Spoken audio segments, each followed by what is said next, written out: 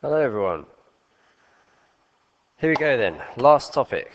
C2 geometric series. We already kind of talked about how a geometric series looks. Uh, and each time in a geometric series, we are timesing something. So if we had 2, 3, 4, if this was 2, and this was -4, and this was 8, and this was -16, can you see that every single term is linked by being times by -2? Yeah? So our common ratio, R, would be -2, because that means that's the thing that we're timesing everything by every time. And A, just like before, is our first term, so A is 2. So should we derive the nth term? Let's see how this works then. So the nth term, term 1, term 2, term 3, term 4, all the way up to the nth term. Remember, that's our UN, just like on our arithmetic series. What is the nth term? Well, if the first term is A, and then we're timesing it by R, the common ratio, we get AR, don't we? If we times that by R again, we get AR squared, AR cubed, all the way up to what's happening to the R every time. So we've got UN is AR to the power of, it's got to be n take 1, hasn't it? You can see that's happening, that if n is 4, here our r is raised to the power of 3, so therefore our last term must be AR to the n minus 1. There you go, first formula for a geometric series. The sum of the series. Remember, the arithmetic series was Sn equals n over 2 a plus l, or n over 2 2a plus n minus 1d. This time for a geometric series, our Sn is a times 1 minus r to the n all over 1 minus r. Now we're going to derive and prove that in a second. That is your sum of series. Again, stop the tape, write them out. Write them out 5 times until you've got it. You know you can't do this stuff without the formulas, so just memorize it. Put that time in very quick, and then it will save you a lot of time in the long run when you're getting stuck flicking through papers trying to remember the formula and stuff, alright? Okay. Then we've got this idea of the infinite sum of series. Now, this is about convergence. So what we're saying is that as n tends to infinity, so I've got s infinity, what do I end up with? Well, let's take an example. Let's say r was 2, right? So first term, let's say, is 1.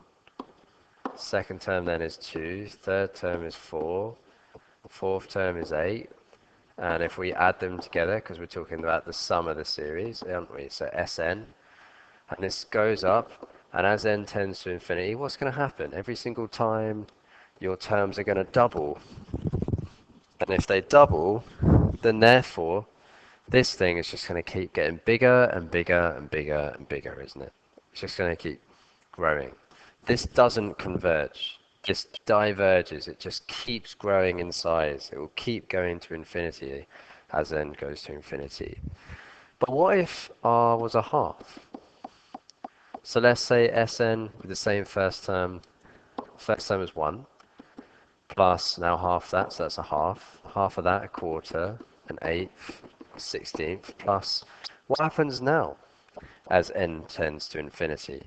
Remember that idea that we talked about in the recurrence relation, didn't we? If we kept halving it, half and half and half, the two kangaroo boxes, they'd never meet because we'd end up kind of plussing virtually 0 every time. Do you see? Each term just gets smaller and smaller and smaller and smaller and smaller until it's essentially 0. So can you see what happens here?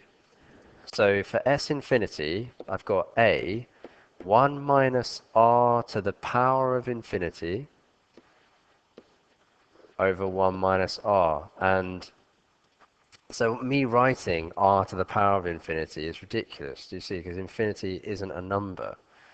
So a 1 minus r on the bottom, let's think about it. So as n tends to infinity, r to the n then will tend to 0, won't it? A half to the power of a million is virtually nothing. A half to the power of a million i.e. n getting towards infinity, that's even smaller. So it's so close to 0, it's basically 0. So can you see we've got 1 minus 0 here.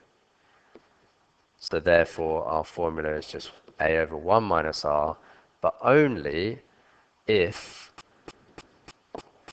mod r is less than 1. What that means then, mod r, remember that means the magnitude of r, that means that r falls between 1 and minus 1. So r could be minus a half here, and it would still converge to 0. It could be minus 9 over 10. It could be minus 999 over 1,000. Doesn't matter. It will always converge. That's what that mod sign means. Remember the absolute value. So if r was minus 1, minus a half, the absolute value of that is a half, and that is still less than 1. Okay. So this is your formula that you need to remember, right? Now, where does that sum of series come from? Let's just really quickly recap our formulas. Nth term, AR to the n take 1. Sn is A, 1 minus r to the n, 1 minus r. S infinity is A over 1 minus r, but only if mod r is less than 1. Do you see? That's what you should be doing, rattling out your formulas like that. Just do the same for the arithmetic series ones as well. So let's prove that Sn is A 1 minus r to the n over 1 minus r. Same as before with the arithmetic series proof, even number, so n minus 1, n minus 2, keep the proof exactly the same format. So Sn, remember, was A, and we're adding it because it's a sum, so ar squared, dot dot dot. N then is ar to the n take 1, that's our nth term, ar n take 2, ar n take 3. Now in the arithmetic series, we just swap them round, don't we? And then plus them together. Sorry, take them away from me. Yeah, we add them together. Yeah, we add them together.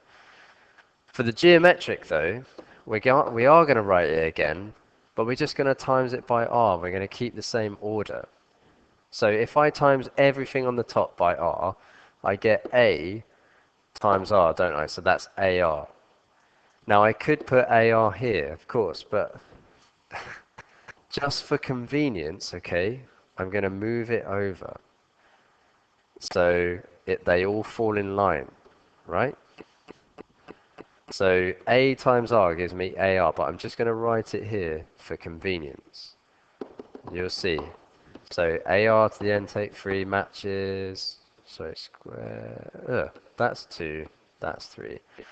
ar to the n take 2 matches, ar to the n take 1 matches, but I've got an ar to the n on the outside, don't I? Because ar to the n take 1 times by r is going to give me ar to the n.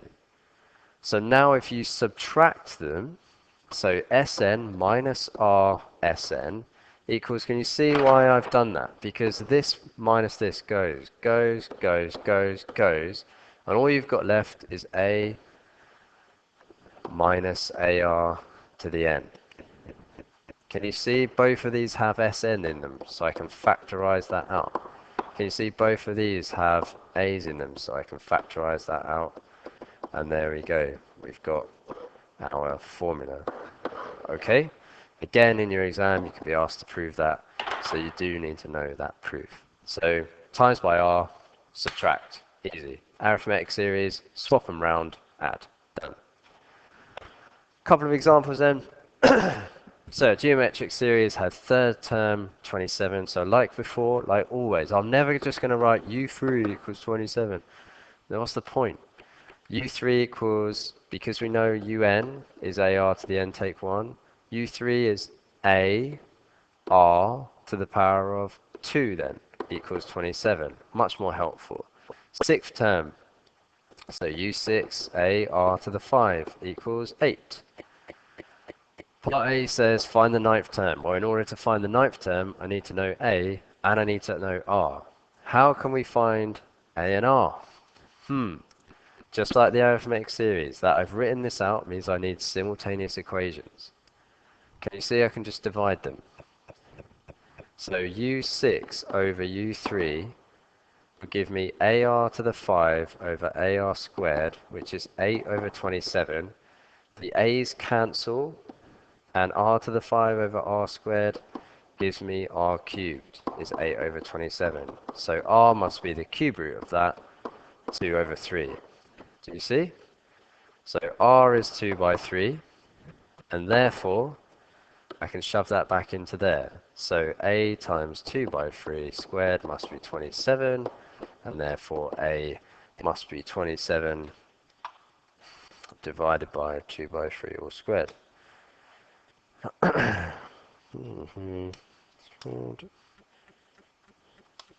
So 243 over 4. Okay, fine. So therefore, what is my ninth term going to be? So A 243 over 4 times by my R 2/3 to the power of 8. So 2 to the 3 power of 8 times 243 divided by 4, 64 over 27. And you can just quickly check whether you're right or not. So you could whack A into there and R. So just quickly check whether we're right. 243 over 4 times by 2 by 3 all to the power of 5. And I do get 8, so I must be correct.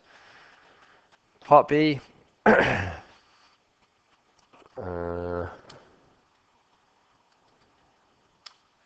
Fine.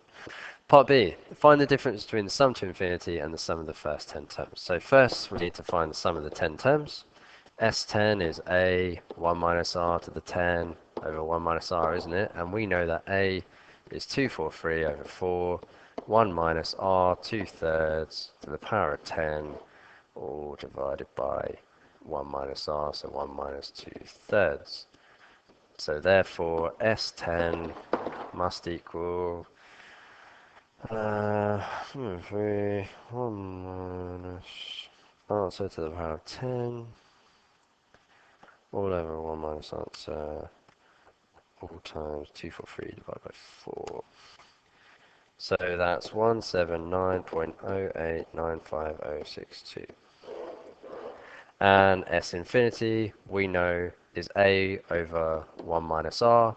And yes, R is between 1 and minus 1, so we can use it. So we got 243 over 4 divided by 1 minus 2/3, which is 243 divided by 4 divided by 1/3, 182.25. Again, if I make any mistakes in this, just holler. Yeah. So the difference is going to be that subtract my estimate. So the difference is 3.1623 SF. Cool. Next and last. Sample 2, the second and fifth series terms of geometry, blah blah blah. Same stuff. Nth term, AR to the n minus 1. Again, seconds is AR. No point me just writing U2 equals 750. What's the point? It's totally useless to me. So AR to the 4 is minus 6. Same as always, got to divide them. That's the only way you're going to find R, which is simultaneous equations, because your A is always going to cancel. So minus 6 over 750, which gives me R cubed, is the same as minus 6 over 750, minus 1 over 125. So therefore, R must be minus a fifth. Right. B, find the first term. Well, A is just 750 then divided by my R. So 750 divided by minus 1 over 5. So minus 3, 750. Fine. C, the sum to infinity of the series. So S infinity, A 1 minus R. Yes, R is between 1 and minus 1, so I can use it. 750, 1 minus minus 1 over 5. And my answer is divided by 6 over 4 minus 3125.